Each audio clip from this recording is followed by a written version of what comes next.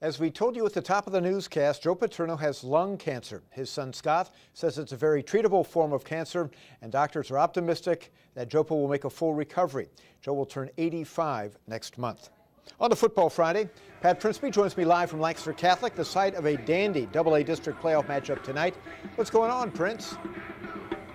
Hey there, Hossie. Lancaster Catholic and Trinity, two teams that have a lot of recent history, but two teams that are meeting for the very first time in the postseason. Now, the Crusaders and Shamrocks have played each of the last 11 years. Lancaster Catholic holds a 6-5 advantage, the most recent one being opening day of this season when the Crusaders won an overtime thriller on Trinity's home turf, a game that has both of these clubs itching for a rematch. They ran off the field when we lost and celebrated. We want that feeling to run off the field, celebrate, and we don't want to be crying on the field or anything. That game's over and done with.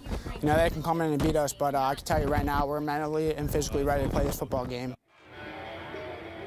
And in case you forgot, here's the way their first matchup ended. Trinity quarterback Patrick Gill getting stripped by Lancaster Catholic lineman Adam DiPietro, and the Crusaders recovering to end a Crusader overtime victory. This is just a semifinal matchup. A lot of people maybe think this should be the final, but the winner here goes on to play for District Gold in Hershey next week. We'll have this game all wrapped up for you tonight on the Football Friday. Now we head over to the West Shore, Cumberland County, where a real intriguing matchup awaits Mike Straub. Mike?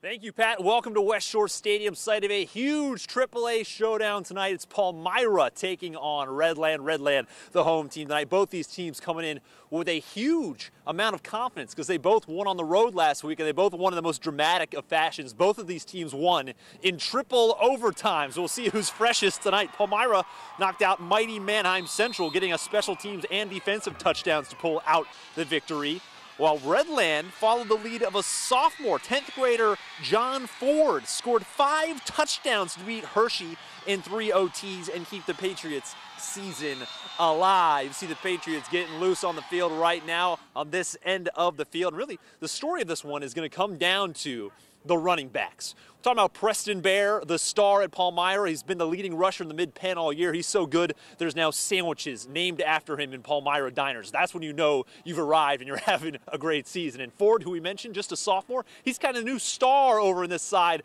of the league over here. He just took over the running back duties in week 7, so kind of a growing phenom. We can hear the guys chant his name here as they get warmed up. They just say he's the guy with all the energy. So Hossie, it's going to be a good one here. 12 and 13 seeds. These guys, Redland never thought they'd see a home game. They're going to try to take advantage of it tonight. For now, though, we'll go back to you, Mike. We certainly have some district playoff weather for tonight. Mike's got the gloves already on. Thank you, Mike. We'll see you tonight at 11. And don't forget, we'll be on 15 minutes earlier tonight with Football Friday. 11:15, we'll have 11 of the 12 district playoff games. And we'll also have the other kind of football as Lancaster Mennonite plays for the AA state soccer title at Hershey Park tonight against Topohaken. So this is one busy night. Sure I'll is. tell you what. All right. Thank you, Mike. Well, coming up tonight at 11, a tough budget decision.